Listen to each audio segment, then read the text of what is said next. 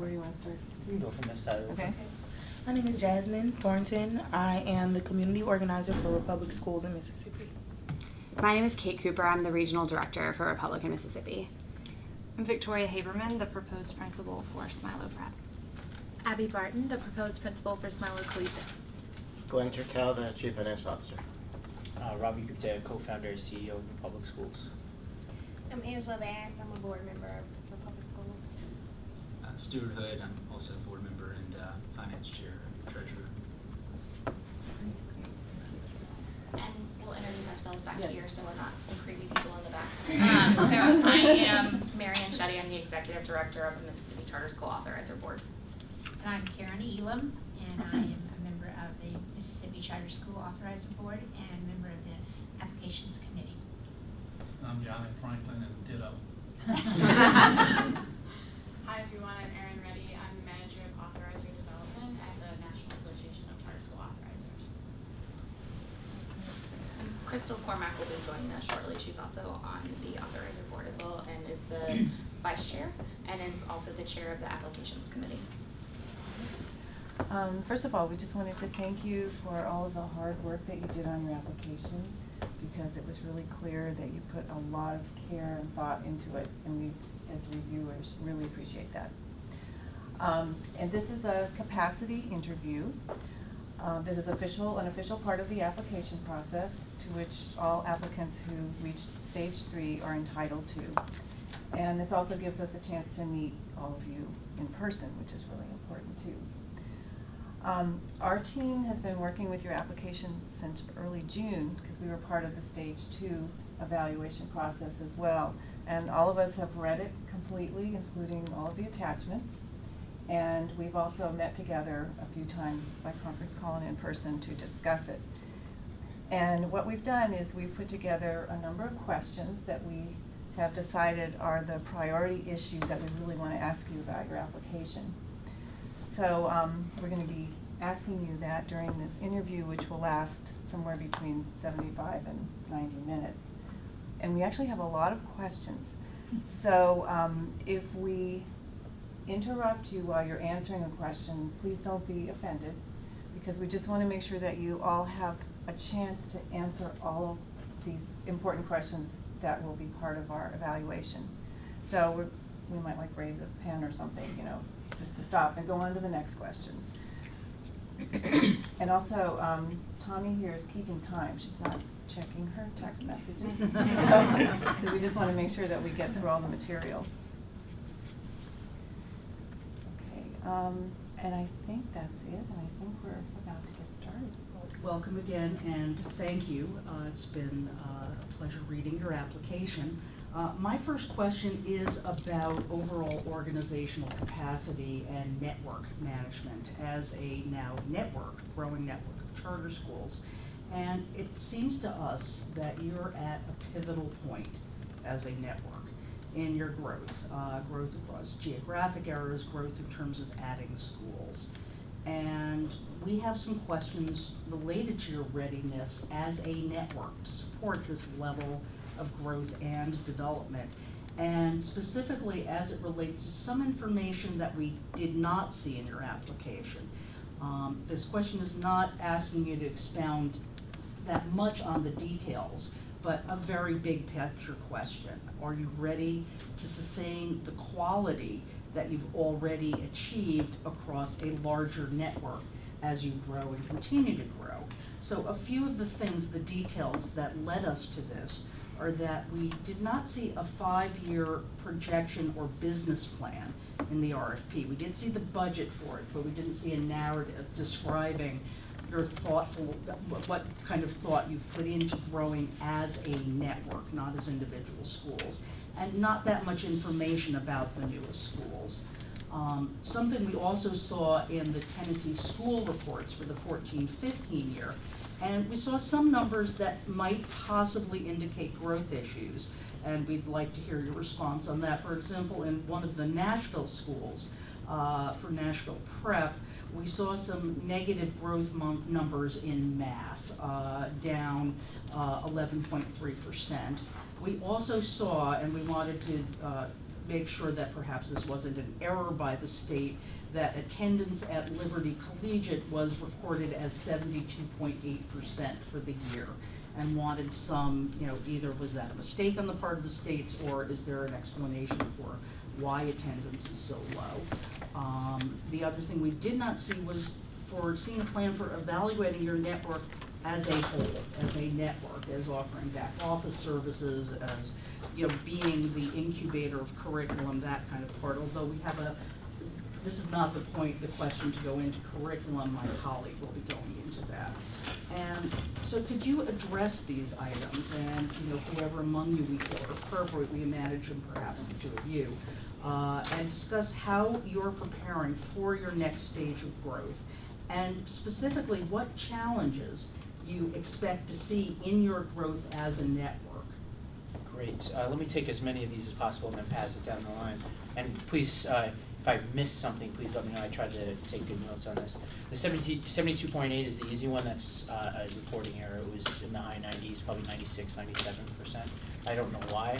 You might have looked into this. Yeah, when I spoke to my colleague in Nashville, she said there's just an error in the state upload and they're unable to change the state report card after that. So it's been acknowledged as an error, but it's not fixable online. And the way you could verify that is Nashville Prep and Liberty, Metro Nashville Public Schools does their own internal performance evaluation framework, and that's actually published through the school board. If you go to the school board website, both schools were rated near the top 10 on the internal performance metric, and attendance is part of that.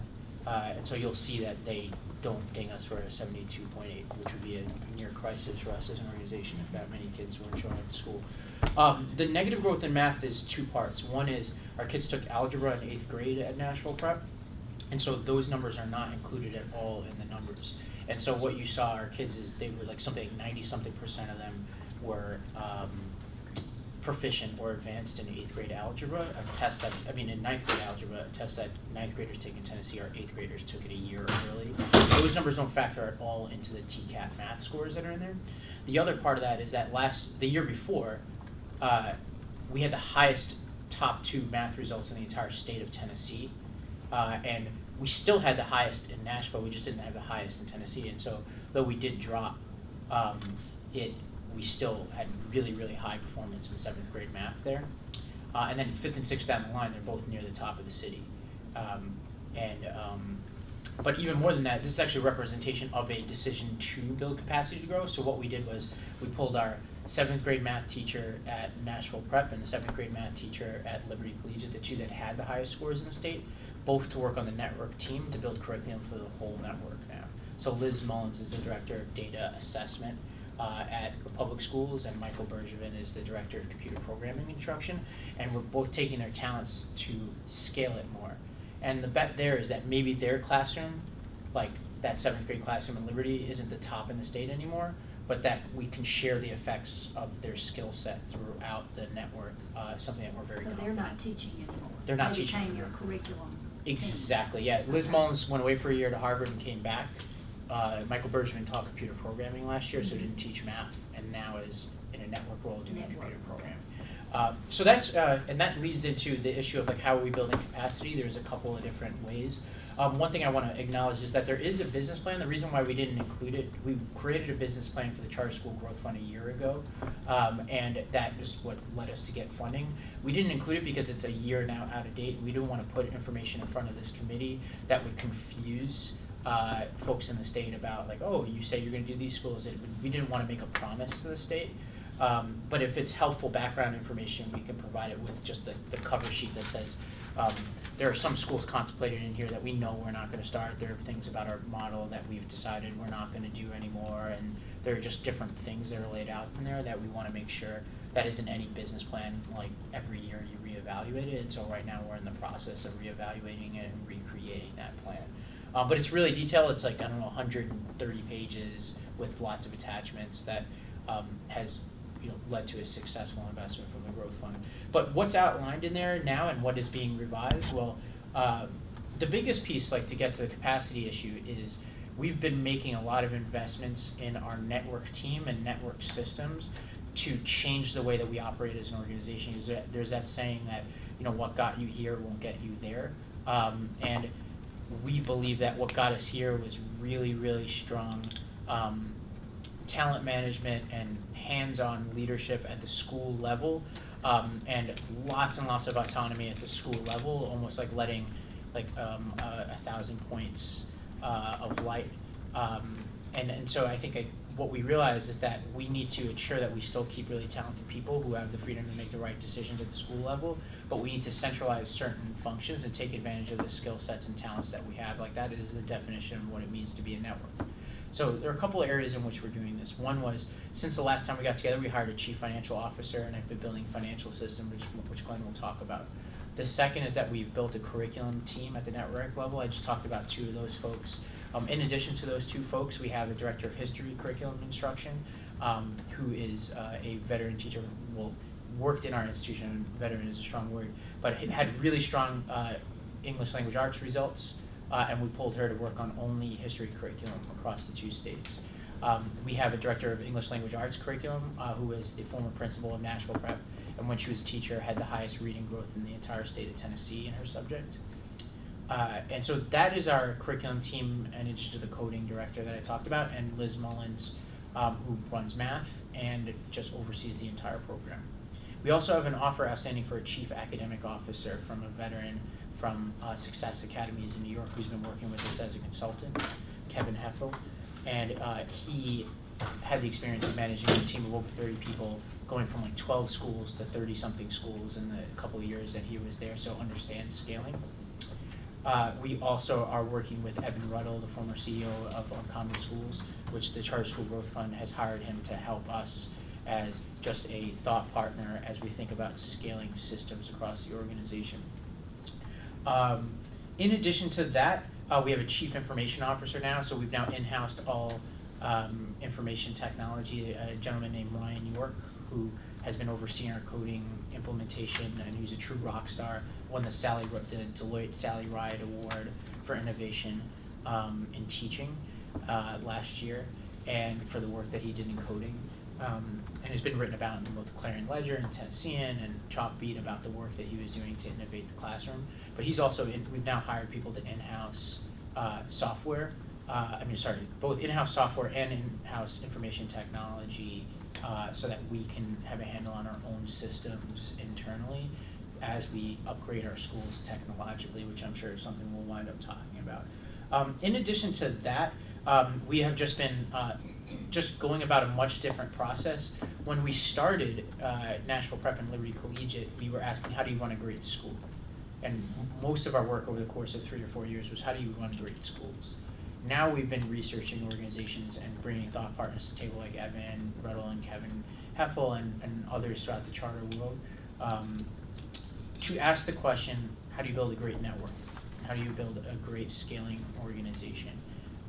And so this, I imagine, is just the beginning of a conversation. I'm sure I've left a lot out, but that is just the beginning. There are other things that we've now done. We've reorganized our organizational chart, so now that we have a chief structure, chief of staff and external relations, chief financial officer, chief information officer, chief academic officer, we have an offer outstanding for, and then regional directors who manage operations and compliance, Kate Cooper here in Mississippi, and Abigail Rocky in Tennessee, both individuals who've been with us since the beginning of our first schools as operations directors of our original schools. But Glenn, you could talk about the financial side. Yeah, so to add to what Robbie's saying, we're also doing a lot of shared ways to spread kind of best practices so that different principals can talk to other principals and make sure that everyone is doing what's best, and therefore we're able to learn. We have new technology that's been installed so that we can review teachers and make sure the feedback is there. We're a huge feedback system, so we want to make sure everyone is performing at the best possible skills that they have. And you guys also had asked about evaluation of the network.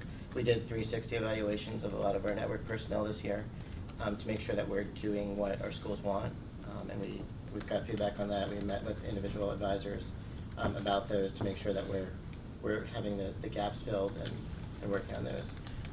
As I said, we do a lot of feedback, so there's constant feedback both sides. So if we're doing something wrong, we're going to hear about it. And if we're doing something right, we're going to hear about it. We get a lot of positive. We want to make sure that it's helpful to both sides. In terms of the finance growth, we're scaling up. We've recently hired a payroll person that handles payroll and HR type work, the back end side of HR. We have a lot of systems that were developed. We have a budget model that we use across our network that is used by all of our schools. We do individual school budgeting, but it's the same system, so it allows for scalability. Same thing with a lot of our other back systems and accounting and accruals. I realized what I didn't answer is that question of the metrics that we use. So as Glenn said, we conduct now annual 360 reviews, work with an outside person to coach each one of our senior leaders in the organization, including principals, on feedback from staff. We do quarterly staff, student, and parent surveys, and review those with our boards of directors every quarter, which Angela and Stuart could definitely talk about. But more importantly, now we've worked, heading into this year, we've built a dashboard internally that includes academic data and organizational viability data that we review. We have certain metrics that we review on a monthly basis and certain metrics that we review on a quarterly basis, and we just finished that just in time for the school year. And it was really a collaborative approach between our software team, our academic team, our operations team, finance team. It was really building off of certain metrics that we were already keeping. Like there are certain, like for instance, we have a dashboard with the Charter School Growth Fund that they review with their investment with us. We kind of built off of, like they have, you know, a decade of experience investing in charter schools and seeing what data is important and not. So we kind of built off of some of those assumptions to build our own internal dashboard that includes a lot more real-time ready data. Principals have now built on top of this now and are doing snap polls because they want to do well on these quarterly data points, and so they don't want to be surprised in a staff survey when they see that there are a bunch of staff members who are retention risks. So they're asking every Friday like 2 or 3 questions, saying like, all right, like how do I gauge, like, you know, like were you happy with the implementation of this system? Are you feeling supported? Do you have a friend at work? Which apparently is a question that like really indicates whether you're likely to stick around the organization. So that's just some of the data that we're reviewing. It's been a hot topic at the board level because things move fast and furious, especially at the beginning of the year, and you want to make sure you're getting that data before it's too late. When do you expect to hire the chief academic officer? Could be by next week. So next week we're flying the person who gave the offer to in, and he's going to meet with our board of directors. And if he accepts his offer, he would be, from my perspective, hired at that point. We already pay him as a consultant, and he's basically working full time. So it's very much in our interest to transition him to a full-time staff member, in my opinion. So he will continue to do work for us. We would just scale him back as a consultant and then begin a search. We had given an offer a couple months ago for somebody from Yes Prep, and we were neck and neck with Summit out in California on this, and had everybody from the mayor of Nashville to, you know, I don't even know, like half the world was emailing this guy. We came close to bringing him in. But we lost out, obviously, and so now we have somebody I think actually could be better, and I'm optimistic, but I've been disappointed just recently, so I will keep it to myself until we know for sure. But we're aggressive about it. It's my number one. So like for instance, it's probably more information you need to know, but my weekly check-ins with Evan Ruddle, the one thing we talk about every week is who have you been sourcing for this position, because we've identified it as like a huge priority. And so when I go to a conference or I meet with somebody who's in the education space, like my number one metric as a leader is like, am I bringing people to the table for this role? And so after we get that done, then we move to chief operating officer, which is like we have a year timeline, and if we bring a chief academic officer in now. I wanted to follow up again about challenges that you've thought of, because you've done a lot of thought about infrastructure planning.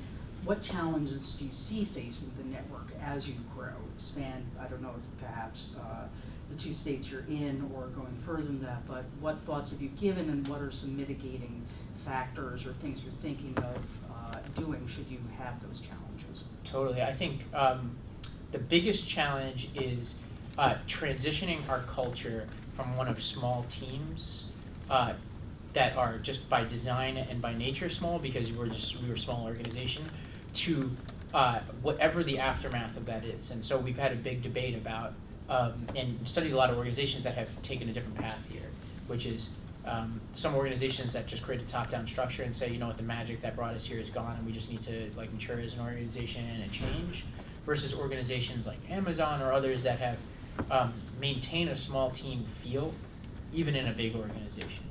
And we have gone the route of maintaining small team feel and like strategic autonomy in a big organization, but have placed our bets on what we are centralized.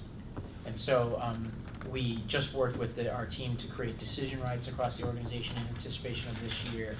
And the biggest takeaway is we found innovative ways to maintain autonomy at schools and identity at schools. And there are a whole host of decisions that schools are able to make and should be able to make. But at the same time, we sat around the table and said, what are non-negotiable pieces of excellence that must be true in the same exact way in every Republic school? And there are a couple of those, but I would say the biggest one that took the biggest change for us as an organization was curriculum. And we centralized the curriculum creation process because when we looked across the country and saw networks that were really handling the post-Common Core world, or the Common Core world, well, it was networks like DC Prep and Success Academy that created the curriculum centrally because it's so complex to get it right, and then created teams across the network that implement that curriculum. So if you're like the 7th grade ELA team, you meet every week with all 7th grade ELA teachers across the network. But that also then creates new challenges, like we're scaling across states. And so we've now upgraded all of our schools with teleconferencing technology, and all of it, we spent a lot of time on norms of meetings. Like if you're doing a teleconferencing meeting, like the expectation is you're as aware and present as you are in person. I'm gonna stop because I think I'm gonna get one of those cutoff signals from you soon. I see you looking at the. So I'm just gonna stop there. But there are a host of other challenges. So if you wanna open the floor for me to keep talking for later, I will do that. I would like to talk to Ms. Barr. Okay. I see that you are challenged with writing the curriculum for the K-4 school, and you're going to be doing a residency all simultaneously. Okay. Have you thought through the challenges of doing all of that at the same time? I have. And so I've had the experience of being on the founding team at Nashville Prep and then the founding team at a charter elementary school in Nashville.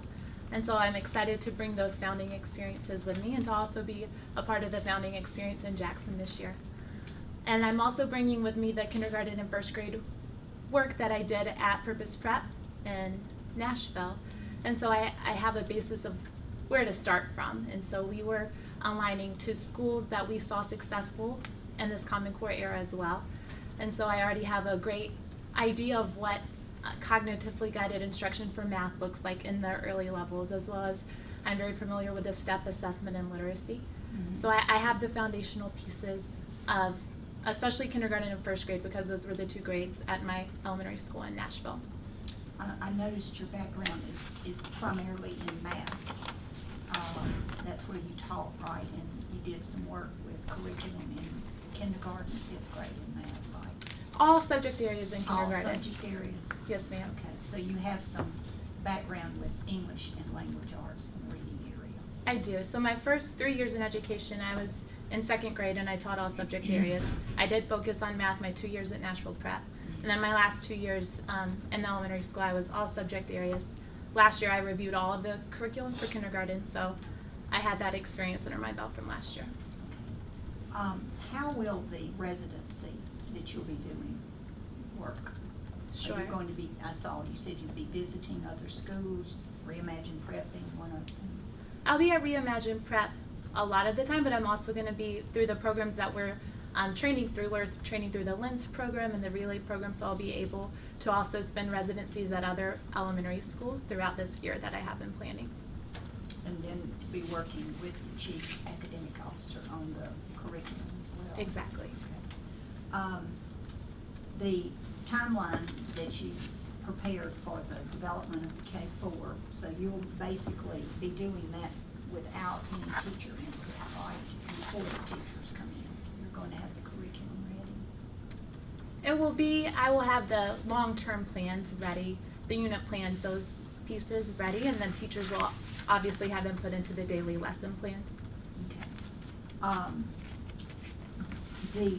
The network curriculum thing that you talk about, are they going to play a part in developing this curriculum for K-4.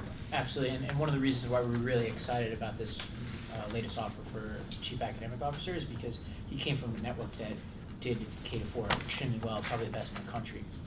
And so the next step would be, if we're fortunate next week, is to then sit down and make some strategic bets on what kind of curriculum experts we want to bring in for elementary school. We have a good network, though, of people externally. So one of the things that we mentioned in the application is that Abby will be working with University Prep in Denver, which is one of my favorite elementary schools in the country. There's like a genesis of the same curriculum that's made its way around the country. So in North Star Academy in Newark, on Common School, they developed a K-4 curriculum based in large part on STEP and cognitively guided instruction that then made its way around the country in an adapted form to University Prep, but also Purpose Prep, where Abby taught. So she is very familiar with an adapted version of this curriculum, and so we built heavily upon a decade plus of experience that has really worked for kids in some really like high need settings before, and that is our backbone. Like when we started National Prep, our backbone was Excel Academy in Massachusetts. It's always helpful to just pick your starting point when you're starting grade levels, and so we built on top of that. And when we're building off for elementary school, our backbone is going to be the North Star adapted curriculum, and that will be our backbone, and we'll learn based on that. What about, you talk about the fact that you have mentoring or coaching for your principals. How does that work? Yeah, so we work with two fabulous programs. So Building Excellent Schools Lens program, which is a program that trained me to start school, and also Miss McDonald, our principal here, went through it. Our principal of our high school went through it. The Relay Graduate School of Education, which is out of Uncommon, KIPP, and I think Achievement First up in New York. It was an outgrowth of some work folks did there to help all of those organizations scale. We've been really blessed with those two programs. They actually accomplish two different things.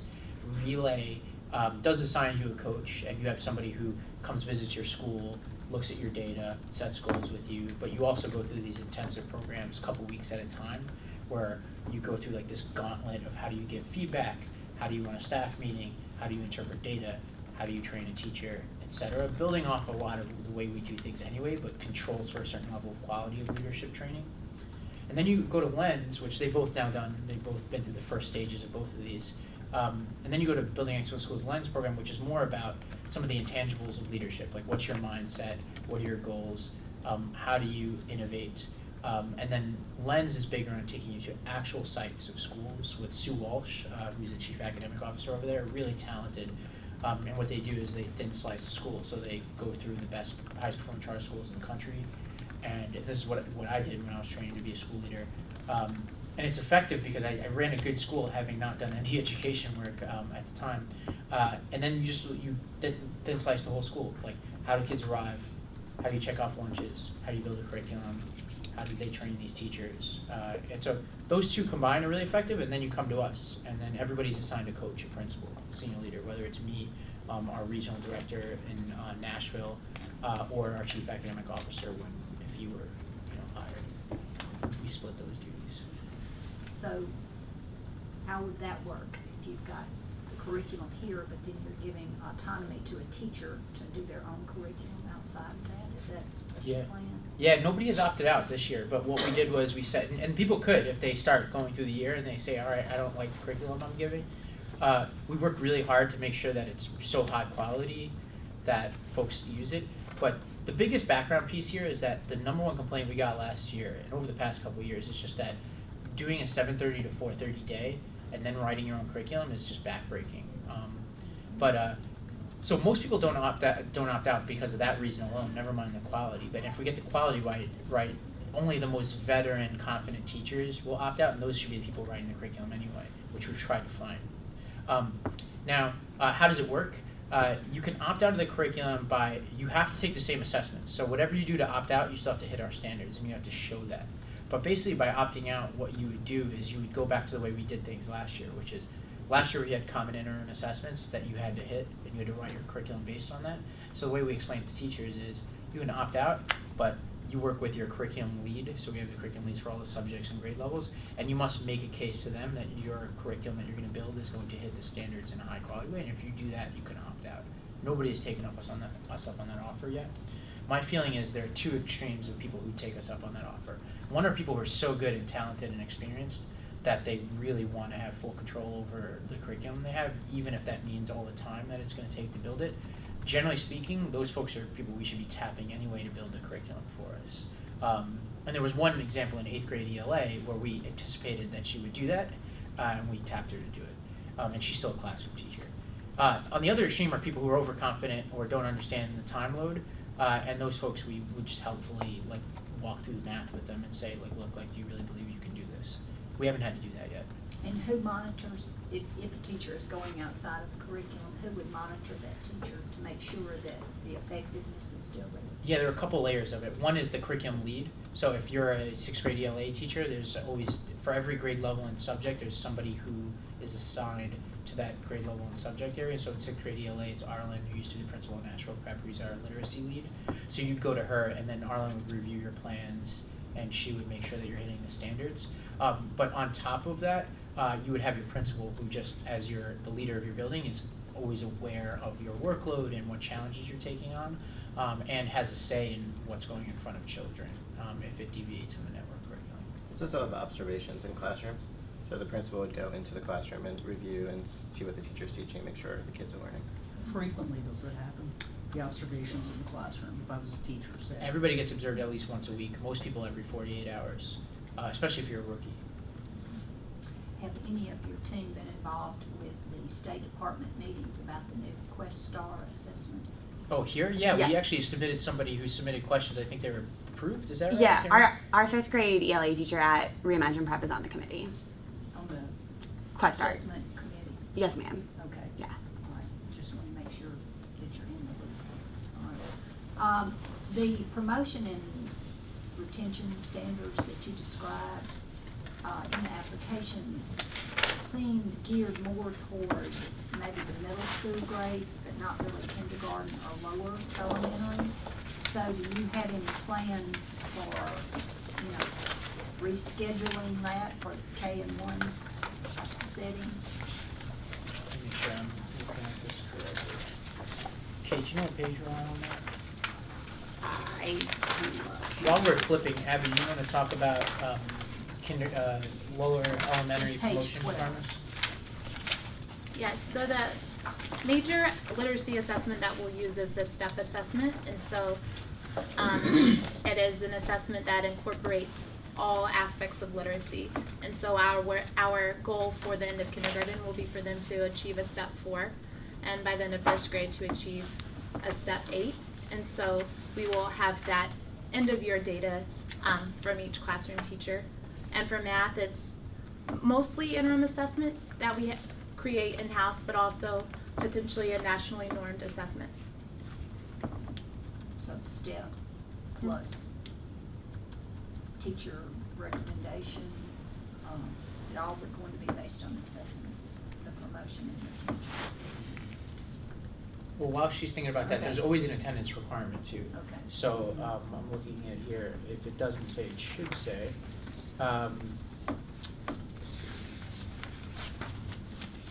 So this talks about mastery of assessments, but one thing that is not in here, I don't think, is you must meet a certain baseline attendance requirement at our schools. Baseline Yeah. attendance. So you have attendance, and then you have academics, which are generally, like here it talks about, this is written in very middle school language, so what you pointed out is absolutely accurate. I think Abby could probably expound upon this, but it's still based on the data, but step, like if you're not at the reading level, you need to be at the next grade level, going from K to 1, then that means that that part of our promotional requirement hasn't been satisfied. But how did you do this at Purpose? There was a little bit of ambiguity around if they had passed a step 3 or a step 4, like, is it actually beneficial for that scholar to redo an entire year of kindergarten? And typically we found that the answer was no, but just knowing that that scholar going into 1st grade would need some extra support. So you thought through the provision that it's not an ultimate Exactly. for, okay. I think that concludes what I wanted to ask. Thank you. I would like to first ask a question concerning the student population that for the Smilo schools.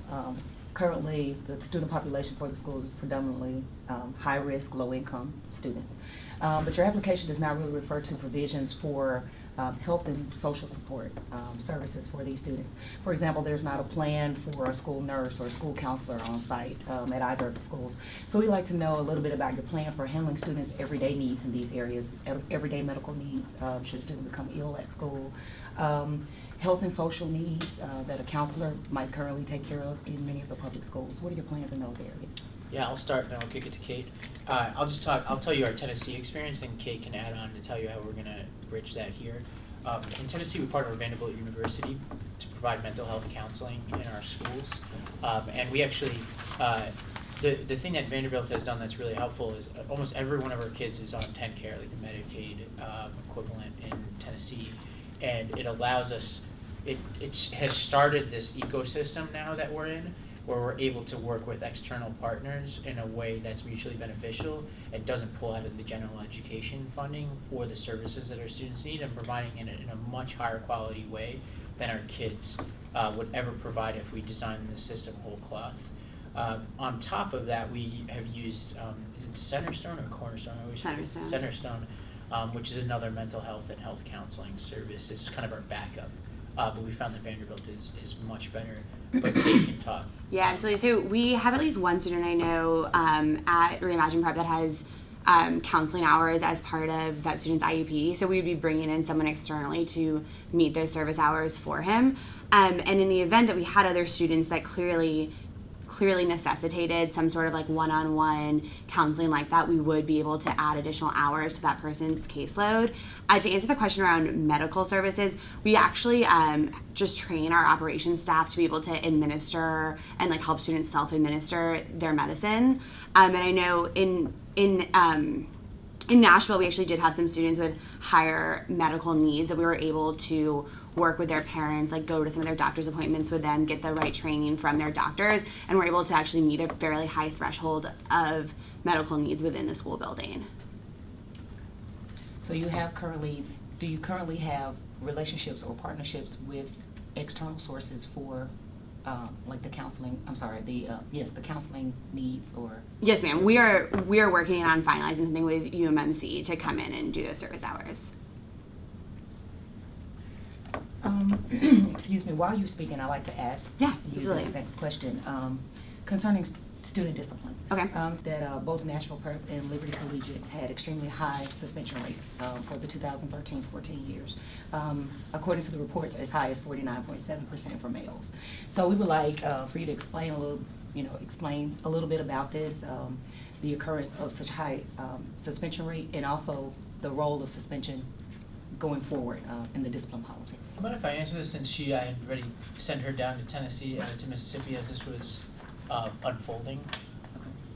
So Nashville Prep, the last year I was the leader of that school, we had 13% out of school suspension rate, which is even lower than the district, and lower than our school down the street, which is at 40.9%. And there was very transparently an internal debate about discipline policies. At that time, Nashville Prep was 13%, Liberty Collegiate was 41.4%. And I think one of the things that there were some tensions in coming together as an organization, very transparently, that we had to debate out over the course of the past year and a half. Before I talk about how we resolved those tensions, one thing to point out is that Liberty had 35% out of school suspension rate, according to the state, in 2013-14, which is way, way, way too high. But our zone school down the street was at 54.8%. Nashville Prep was at 32%. Its zone school down the street was at 34.2%. We were still way too high, but we were operating an ecosystem in which it seems like the bar is just too low across the board. Before you run into what you did about those tensions, could you describe a little more fully what those tensions were? Yeah, absolutely. This tension, the major tension was around, there was some difference between Liberty and Nashville Prep's approaches. Academically, operationally, student culture-wise, that is natural and expected in any merger of any organization. It took a second for us to learn from each other in the proper ways, to say, like, on the curriculum side, the student culture side, like, how do we actually take best practices and diffuse them across the organization. I think one thing we did that was a mistake was take Liberty's student culture systems and graft them on top of Nashville Prep's culture systems to the detriment of the student experience in many ways at Nashville Prep. We've pulled back significantly from that, and so our out-of-school suspension numbers from this past year are much lower. We've always had reporting issues with the state, but when we pulled the numbers for out-of-school suspensions from this past year at Liberty and Nashville Prep, they're at least half of what they were the year before, according to our numbers. Now, we've always had issues with the state because they mix in-school suspension and out-of-school suspension together, but according to our numbers, we cut those numbers in half. Now, that is before we even have taken the really aggressive stance. This summer, we rewrote our entire student and family handbook and brought in the former dean of students of a school up in Boston, Excel Academy, that has brought restorative justice to their schools and has been working with some schools in New Orleans to bring restorative justice. And our goal, transparently, within our organization is to cut out-of-school suspensions. If we're in fact right that we cut it in half from this past year, based on even the district's numbers the year before, we need to then cut it in half again, and every year we should cut it in half to the point where it's 0 out-of-school suspensions. But it's something we take seriously. I would say it's the thing that it's just like, is a number that's just unacceptable, is that even if we're lower than the school down the street, we don't set academic metrics based on the lowest possible bar, and we shouldn't for discipline either. Does the discipline policy that was enclosed with the application represent your new discipline policy? No, I don't think, because we just rewrote it over, because we brought, just to explain why something might be different in the application than now, is we bring our teachers in over the past month, and we do a collaborative process of rewriting certain key systems, and a lot of those systems aren't ready yet for you in June, because our teachers are off in June. But we can send anything along. I don't know if that's part of the process, but we can send you a rewritten policy. But there's a school called, the genesis of a lot of the work we're doing is we were paying attention to a school called Collegiate Academies in New Orleans. There's a school called Psi Academy there. They're kind of like a Rorschach test of education reform in New Orleans. They had really high suspension rates too, but also really high student achievement results. They set a goal of 0 suspensions and brought in this guy, Chris, from Boston, who did some quick work with them that I found really impressive to change the culture around out-of-school suspensions. And based on what we saw there, we felt like he was the right guy to bring in for us. And he's been intimately working with us. So he's been in Nashville the entire first week of school, working with our school leaders, changing the mindsets around suspensions in our schools. I would, I guess, like to address this question first to principals, just as what you think your plan might be in dealing with these, and Robbie, I assume you will probably also chime in. We have some concerns there. In the applications, first of all, the process described, we feel the process described is quite limited. We have 3 issues in particular that we'd like for you to address. I'll discuss those concerns and list the questions, and then give you an opportunity to respond to them all. The first concern is that the application seems to only discuss grievances involving some type of discrimination against a student or employee. Does not address any other types of grievances. And while we know that there could be a wide gamut of different grievance types, for example, a student who feels that they've been misgraded, or a parent who feels that a student has been misgraded. So it does not discuss those types of issues, but simply discrimination. Secondly, according to the application, all grievances must be filed with the CEO, and there is no process submitted or discussed for dealing with grievances at the school level. Finally, there are no options presented in the application should an individual filing a grievance disagrees with the outcome of the grievance. So, to enumerate them as questions. 1, how will the Smilo schools handle the grievances that do not address discrimination? Secondly, what is the process for a person to file a grievance? We did not find a process or procedure for filing a grievance, and we would like to know, will there be a school level process for handling grievances? And finally, what options will be available to a parent or employee if they disagree with an outcome? I think I would say at the school level, there's a very strong communication system between our teachers and our parents, and parents receive reports sometimes daily if they're online checking grades specifically, and they receive a weekly report of their scholars' grades. And so typically, I can speak from the teacher experience as well, I'm communicating with parents on a daily basis about improvement and any discrepancies between miscommunications that could occur between the student, between the teacher, and between the parent. And so in my experience with our schools, we handle those pretty quickly between teachers and parents. If those grievances do become more significant, the principal will be roped in to that conversation and handle that in an informal way. I think that Robbie could jump in about the more formal procedures about that, but if there are any follow-up questions on that end.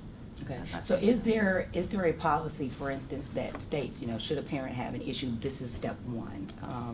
It sounds like there is communication between the teacher and parent, but maybe nothing that is written or concrete about how the process should work.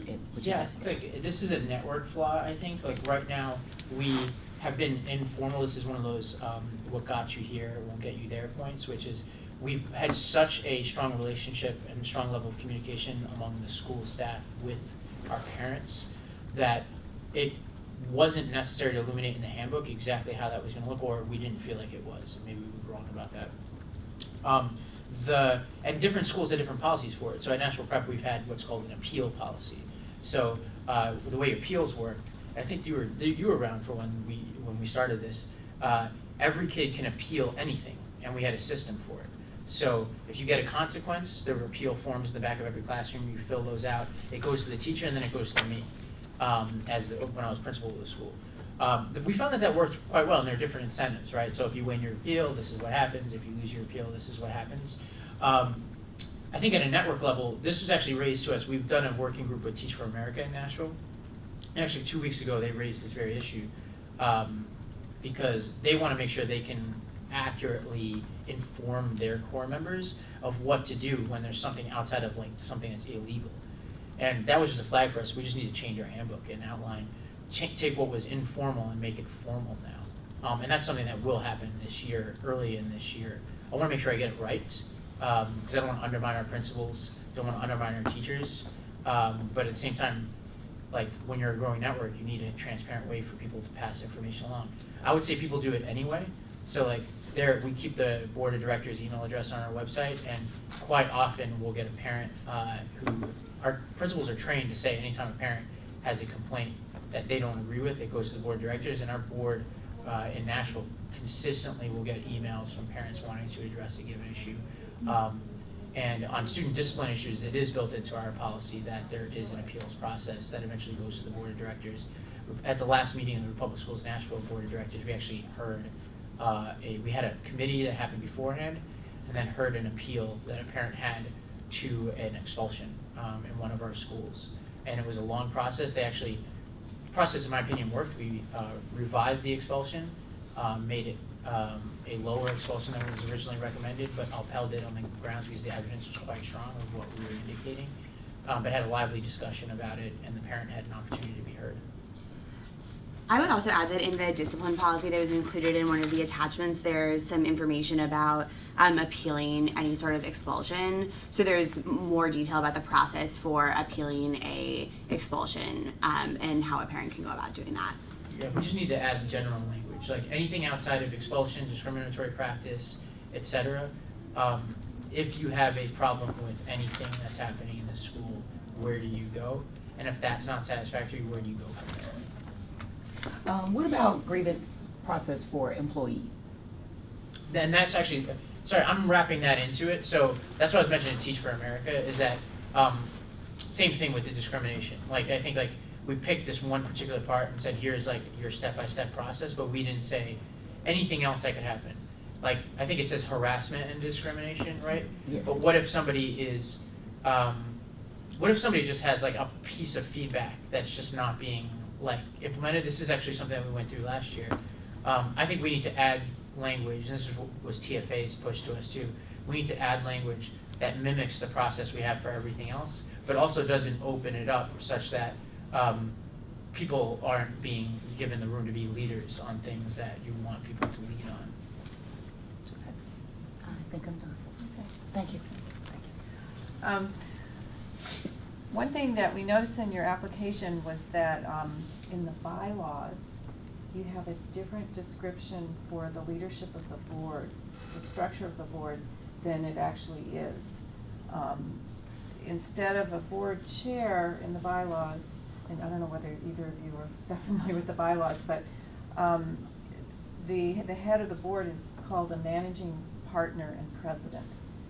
And that person in the bylaws is given quite a bit of authority and powers.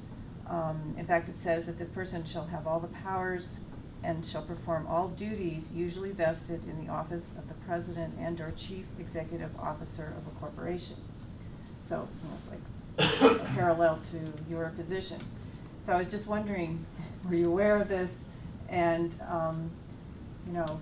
what does it mean? Have the bylaws been approved by the board officially, or, okay. Yeah. So, What are our thoughts on that? yeah, what are your thoughts? And I'll let Angela as well chime in. So this is talking about Shamik, right? His Yeah. position right now? Or Is he- versus, like, there's a description of my role in the Right. bylaws, and then there should be a description of a chair, because we do have a board chair. No, there's not. There isn't.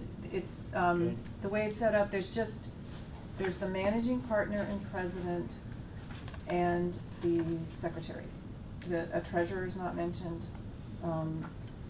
It's a little confusing. It sounds like maybe something was cut and pasted and not worked out. I don't This know. might not be, because we do have officers, we do have a process for electing the officers. We are actually rewriting our bylaws. Actually, Evan took a pen to them recently, and so we have to reapprove more clear bylaws, but I think, it might be just an error in what we submitted, because I would be shocked if we didn't. I think it must be, and Yeah. I apologize for that, because that's definitely not like the intention of the governance structure. So I think it must be an error in submission or like versioning or something. Okay. Just want to check, because that could actually have a big impact on Yeah. Yeah. if problems arise, who Yeah. actually has the authority and. Overall, Bobby reports to the board, so the board Right. is ultimate They decision hire power. and fire me, yeah. So the board president, or chairman, and the rest of the board has the decisions over what he does and overall management, and they review all of our information at each meeting. So management obviously does a lot of the day-to-day work, but it's always reviewed, and boards approve different levels of decisions. So they'll approve major contracts, they'll approve major hiring decisions, but not obviously like the day-to-day stuff. They're involved. Also, how is the CEO evaluated by the board? That process wasn't really worked out in the application. Yeah, so I'm in the middle of my evaluation from last year, but included a 360 review from an outside group that interviews, I think, most of the people at this table. And there's also a set of CEO evaluation metrics that are set at the beginning of the year. And then I self-report out the data, and then the board comes independently, does their own data, and then we compare it together. And then they do a narrative based on that. And we do that in the governance committee. Anish, who's not here, the chair, he heads that up, and we do all the survey work, and like you said, there's a 360, so we do that on it's an annual basis. Are the bylaws? I don't think I printed them. Oh, okay. I didn't print all the attachments, Okay. so.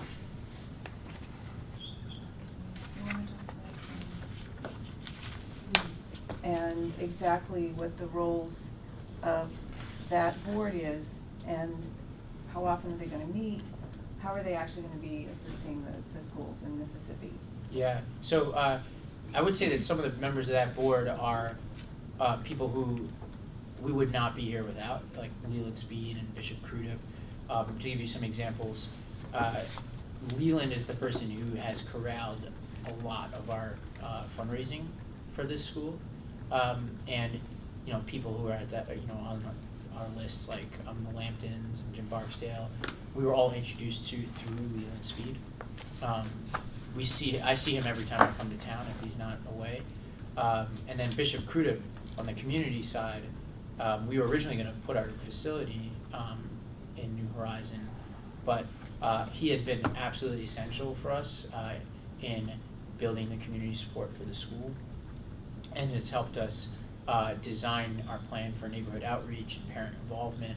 And so I've been really, just picking those two, they've been really, and we just brought Albert McGowan in, who's going to do very similar work for these next two schools, and helped us lead a community meeting. They're very, we pick them for the advisory committee because they are not the kind of people who love to meet, but they like to be heavily involved in what's happening. And so, very transparently, like it's not the kind of group that we put together for formal meetings, but people who put in a ton of time, effort, and credibility on the line for our schools and our organization.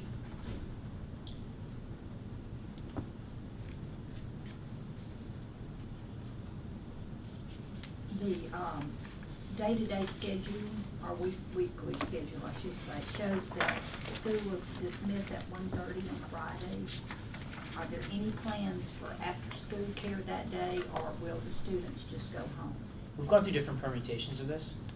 Our first year, we would dismiss at 2 o'clock and keep the school open until 5. That was totally dependent on our facility and funding. So if it all depends on what kind of funding we get and what kind of external partners we bring to the table. So Reimagine Prep just was awarded the 21st Century Learning Grant for after-school programming, and so my guess is very quickly Reimagine Prep, once we like work out all the details with the state, we'll be able to keep the school open later. But it's a school-by-school basis. Like, so for instance, our high school, we're building a computer science center that's open after school. And that was done possibly because Healthcare Corporation of America made a generous grant that both includes the facility and the staffing. But the reason why we can't promise anything until we have the staffing and the funding right for that particular program is because from 1:30 to 5, we train with our teachers. And so we don't like to pull our teachers out for that work, to do any work other than their training. And so anything we would do would have to be done by staff that is external to the general staffing plan of the school. Have you thought about this in terms of the impact on your elementary school, where you have kindergartners going home to an empty house or whatever? I don't know. I mean, Yeah. you know, you've got very young children whose parents might be working, and I mean, how have you? Yeah, we've seen it work with elementaries that do early dismissals. I think what I've seen folks do early on, and I actually don't know what Purpose does, but I know what University Prep does is they partner with external organizations to say, like, well, we can't handle, like, we're not taking on the responsibility of post 2 o'clock, but here's a list of people who can, and we can help you negotiate. I don't know what Purpose does, though. Have you identified Yeah, anybody? I would jump in quickly that, like, the Boys and Girls Club, for example, in South Jackson is willing to send a bus if there are 10 students that would be using their aftercare. So they would actually be willing to send it Monday through Friday, and so that's just around the corner from where we are in South Jackson. And I know there's a unit on West Capitol as well that might be more accessible for the school in North Central Jackson. So we would definitely continue that conversation with those types of providers if that's something that parents express an interest in. And are they open as early as 1:30 to? Yeah, because actually the problem we're having now is that our day gets out so late is that we're like past their afternoon loop almost. So I actually think 1:30 is like more on par with like elementary school dismissals across the city. So it would almost, I think, be easier to get the Friday bus than it would the Monday to Thursday one, just given how our schedule aligns or doesn't align with the Jackson Public School schedule. What would you say has been your biggest challenge in opening Reimagine Prep in a state that is different from Tennessee? I think Kate is I can speak for her, but she's been through many different hurdles this year. I would say the biggest challenge has just been building operational infrastructure. I think in Nashville, there are a lot of vendors and so there are a lot of vendors that work with charter schools and that are very, very familiar with charter schools and like have services that are catered to meet those schools' needs. So like an example is like food service. So there's a company in Nashville that almost all the charter schools use to provide food service because they provide vended meals that are cooked off site. But we had a big challenge in finding a food vendor who could do vended meals because there's just no other charter, like there's such a market for it in Nashville and there's just not a market for it here. And our account is so small this year that it just wasn't particularly lucrative for a lot of third-party vendors. So it was just a lot of finding like vendors and services and figuring out compliance in a place where there wasn't a playbook to do that already. We also didn't have a history for that stuff. So we didn't have local vendors to do transportation. We didn't have local vendors to do any of the stuff. So we had to go out and like do RFPs and figure out negotiations for those deals. Mm-hmm. We'll have the advantage the next 2 schools because we now have a baseline that we can use and we'll have more scale. to allow us to get better rates. Yeah, I would add that I feel like we've cleared our biggest hurdles operationally, and now that we have some vendors in place and we have some systems in place for like state reporting, that to add on to it will be a lot easier than it was to start it from scratch. Right, in the application, you described the school culture very well. Could you describe maybe in more detail how those values will permeate the school day? Yeah. So the core values that our schools embody, you'll hear all throughout the day. And actually at the end of each instructional block, especially in our middle schools, the class goes through and talks about, did our class embody family? Did our class embody respect and integrity? So they're constantly hearing these values throughout the school day. They're also connected to the merits and demerits that the scholars earn. So when they see their report for the week, it shows the connection to the core value, and that's also communicated to their families. So it's completely integrated throughout the instructional day. And then you have the plan where the students keep up with their own merits or. Yeah, that especially is used at the middle school level. We have the first report, and when teachers are communicating with scholars about their merits and demerits in the moment during class, scholars are tracking that so that they're very aware of their progress each class. They also reflect at the beginning of the day and the end of the day to set goals around areas of growth and areas where they are continuing to excel and maybe they can help their teammates out in. So I would say that a big push that we are giving to our students is to take accountability in connecting their daily behaviors to those values specifically. I'm going to ask a question about the facility that you're looking at, the Wesley Biblical Seminary facility. We were just wondering what the physical condition of the property is and whether, renovations are going to be needed. And then we weren't really clear how those things were going to be paid for, because in the budget it looked like there was a line saying that it was going to be part of a regional expense or something. So could you explain or answer those two questions and explain? Maybe start with Stuart. If I could jump into that, as you're explaining that, a little bit more about the organization that they're renting the facility from. I think we have the right man at the table here. I had to explain this in Denver last year. So what we've done, as a lot of charter schools, when they start up, their biggest expense is in the startup year, of course, hiring, training, curriculum, programmatic work with largely the facility. With no per pupil revenue coming in, they have a huge need for raising money to get into a facility, and probably getting more of a facility than they'll need because they'll need to grow into it. And so what we've decided, or kind of figured out over the past 18 months is, well, we've got a lot of family foundations and people in this city and in this town that want to help, and definitely want to alleviate this big pain on the front end of raising several thousands of dollars just for, let's say, a mortgage on an expensive piece of property. And so what we've done with this facility is the Hood Foundation is purchasing the facility, renovating the facility, so there's no upfront costs in year one, or year zero, I guess, rather, startup year, for public schools, and then in year one, they will be paying rent to the foundation which owns the property. It's a 501c3 nonprofit foundation. And it's the Hood The Foundation. Hood, James W. Hood Foundation. And the intent is to keep the rental expense at a level that is considered kind of an industry best practice for charter schools. So we would like to keep, they'll have, let's say, 180 students the first year, or a little bit more. It's one school's 180 plus 9. And so, if we're going to use whole numbers, if it's 10,000 per student, it's 100. So that's $180,000 of income. If they were renting, this building is 200,000 square feet. If they were renting that, they'd be paying their entire budget to rent this facility. So instead, it'll be just a small portion of that. So it's a subsidized rent for several years until they get to scale, at which point, when they become a fully operational school, they can afford still below market, but closer to market rate rents, and or purchase the facility from the foundation. So we went through this with the Charter School Foundation. The Charter School Growth Fund. They were wanting to know how are we going to get into these facilities, and we proposed, to work with local foundations to purchase the facilities, subsidize rent to an extent, and then to exit the facility. At that point, could the Hood Foundation sell it to a for-profit?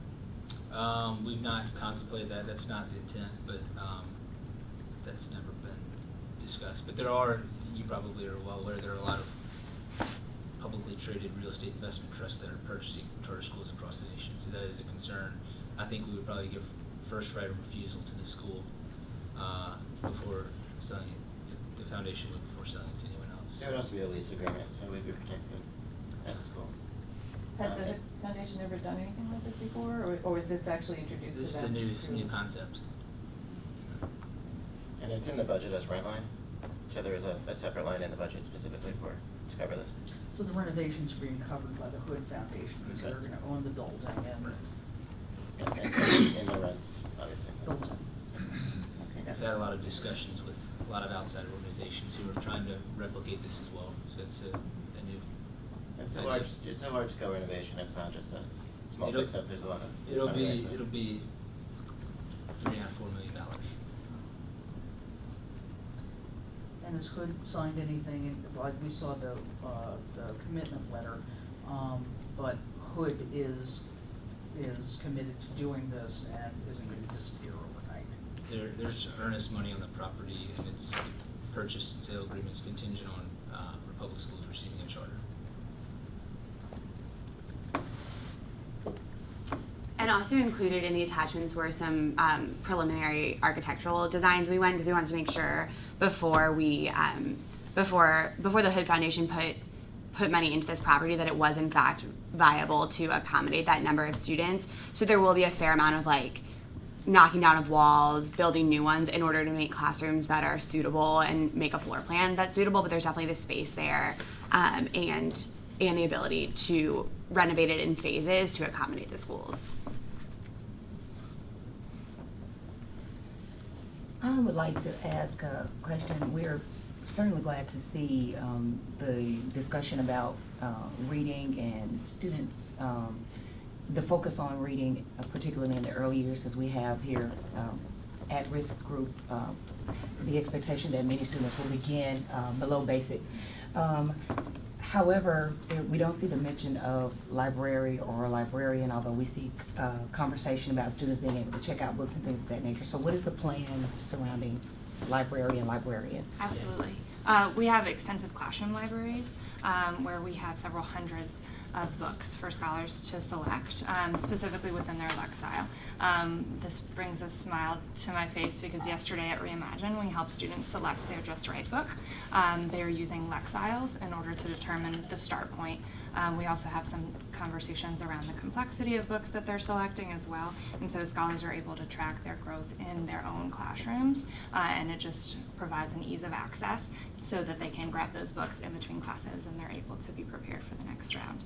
We also do extensive accountable independent reading in between classes, spending every second that's available to continue literacy. I'd love to continue speaking about that if you have any other questions. One other question I would like to ask about programming or courses. There is mention that you will begin health education in the 5th grade, which once again is very good in Mississippi. We have a health initiative here. A lot of concern about childhood obesity, things of that nature. So we're glad to see that. However, as we took a look at the schedule, we didn't see that course as a part of the 5th grade schedule. So is there still the plan to begin that course in grade 5? Yes, ma'am. We have a chunk of time called advisory time in the mornings, and then also some extended Fridays in different parts of the year where we house that.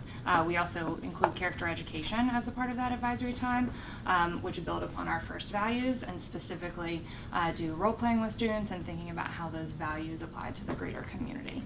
So those are definitely priorities, and we build time into the schedule to do that, and in some cases in single gendered groups so that students have a support system to raise any questions they might have. I have a clarified, I looked up our bylaws just so I can make sure I left this room. Is it okay if I clarify for you? Yes. Okay, so there is a revised version of our bylaws, and that might actually be what you have. And let me just explain to it how I read this, and then what has happened subsequently that could be helpful to you to know. Article 4, Section 1 talks about how the affairs of the corporation are managed by the board of directors. So that, and alone it doesn't clarify a whole lot, but if you combine that with Article 5, Article 5 enumerates officers, but then in Article 5, Section 2, it says new offices can be created as designated by the board. And what our board has done is elected a chair, a vice chair, treasurer, secretary is already outlined in here, which is Angela. And then when it talks about this office of the president and managing partner, this language is saying rather clunkily that they just hire and fire a CEO, and it says this person shall have the words are like the powers and duties that would normally be in the office of a chief executive officer of a corporation. So it's saying basically we hire and fire the CEO, and I'm not a member of the board. So the board has the power, the board designates a CEO who has the powers that would normally be enumerated in a CEO. We also can create new offices. We happen to have created a chair, a vice chair, and some of these other officers that exist. I don't know if that helps in any way. But it doesn't say, which I'm glad it doesn't, that I have the powers of the board. That is not what it says. And so I hope that's helpful. I have a question about in the various job descriptions at the network level. It seemed like combining the responsibilities of both fundraising and development with human resources, well, not so much HR, but personnel recruitment, seemed like an unusual choice. Can you explain that a little bit more? Yeah, it was just a question of like limited resources as we scale up. There are a lot of positions that over time we contemplate would have its own job that right now we have to mix in a number of different roles. And that's one of them. And so right now we have 2 staff members who are devoted to the talent and development as we did throughout the course of last year. We're about to add the 3rd. We actually have a posting for it. We, depending on the kind of talent that comes to the door, we might have that 2nd staff member just focus on development, because the first person, the first associate director of talent development that we've already hired is more of a talent person than a development person. On top of that, though, we do work with external partners. So we work with Bellwether. Whenever we have like a big grant, we work with external partners to like meet certain technical requirements that we don't have. And so when we wanted to apply for the CSP replication, we knew we didn't have the bandwidth to do it well, so we hired Bellwether for that. But we also have like certain regional differences. So like in an ideal world, we'd have a development person down here and a development person in Tennessee, because they're actually quite different relationships and environments. But for right now, Kate takes the lead on a lot of our funding relationships here. Liz, our director of talent development, takes the lead up in Tennessee. But ultimately, I'm the CEO, and my relationships and the relationships of the boards of directors are really critical for us in those non-grant donations that we get. Yeah, a lot of the donations are really just contacts with other people, you have introductions, and then it works out. So you basically apply kind of in telling them what your program is, and they'll give donations or work with you on a foundation. So they're not necessarily government grants in a lot of cases. So our biggest grant, or biggest funder, for example, was not like a government grant that we applied for. It was an individual that was interested in our schools. And the board has a lot of contacts to help with that, plus the advisors.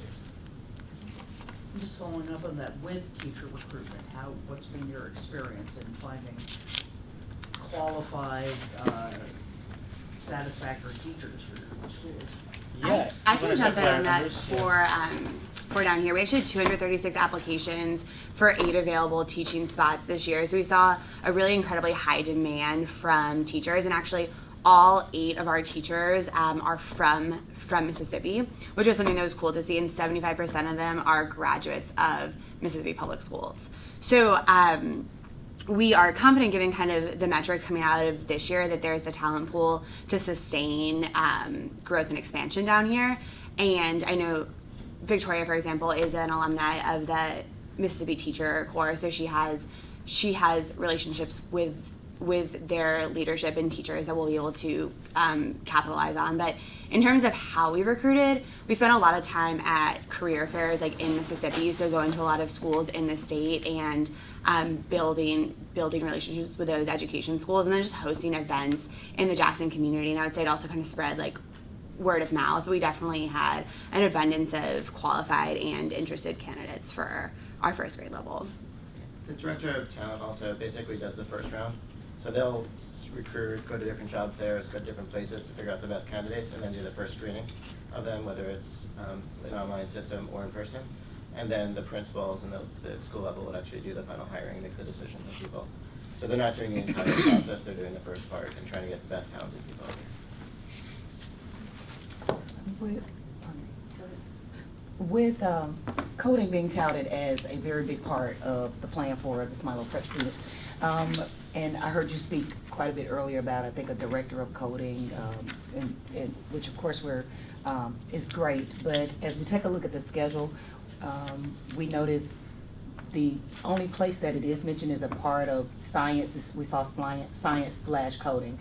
We also didn't see any discussion of it as part of any of the curriculum, and we just kind of want to know how this is going to work. How is it really going to become the thing that sets this school apart or these students apart? And will there be a time in the future that there will be a devotion specifically to the coding apart from other subject areas? Yeah, it looks different in each grade level. So we've been experimenting in many different ways with how to get this into the schedule in a way that doesn't in any way compromise other subjects. But at the same time, like, deciding to do something means you have to decide not to do something else. And so with each grade level, it looks different. In the early grade levels, there's this tug of war between science and coding, and kids do get less science in order to get more coding. And it's just a decision that we made. There are other things we did to get more coding in, but science did suffer. We still had really strong science results last year, despite this, but they probably would have been stronger if we didn't do coding. But then again, our kids wouldn't know how to code either. In 8th grade, though, kids get coding every single day.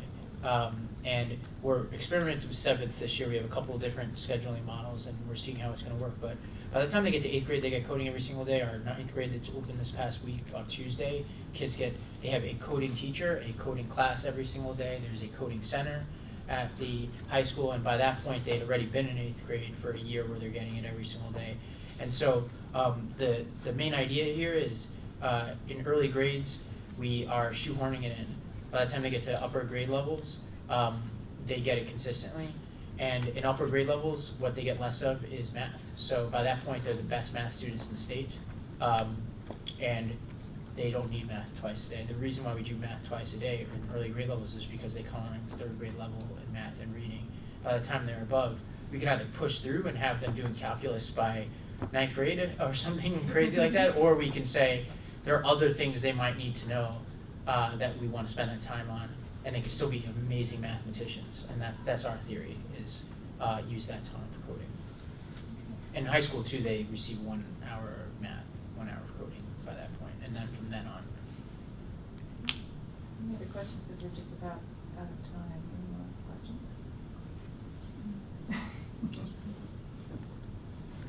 Okay. And is there anything, you have a few minutes left, would you like to make a closing statement? I just want to say how grateful we are. Last year, we learned a lot through the process of sitting down and raised a lot of questions. And I think from our perspective, I take away a couple of things, which is, one is we need to clarify our bylaws. Number 2 is we need to add a grievance policy that's even clearer. And so regardless of what happens, like, you guys are not, like, just experience of going through this helps us just go through a diligence process anyway, that I think is going to be super helpful. I think on top of that, though, I would say I was at Reimagine Prep this past Monday for the opening of school, and I'll just relay what Linda Brown, the CEO of Building Excellence Schools, said to me. She flew in and surprised me, and she said to me, and I got her to put it in writing and sent it to the board so I could make them happy, but she said to me that this was, of the 50 openings that she's seen in schools, and this includes National Prep when I was principal, so it doesn't make me look great. But she said of the 50 openings that she's seen, this was the best that she's ever seen, and she called it biblical. And I would just say that part of our scaling, it's had this amazing effect that every school we start is stronger than the one before. So National Academy of Computer Science, this week, I've been through all of our schools multiple times, is the tightest culture in Nashville right now. That was our last school that we started. Reimagine Prep is the best opening we've ever had, and that isn't a guarantee of anything, but it's surely a great sign that what we came to this table and promised last year is in full force on the other side of town for kids in the city. And so we're just really grateful for the invitation to talk about our work and hopeful that we'll be able to continue educating more kids in Mississippi.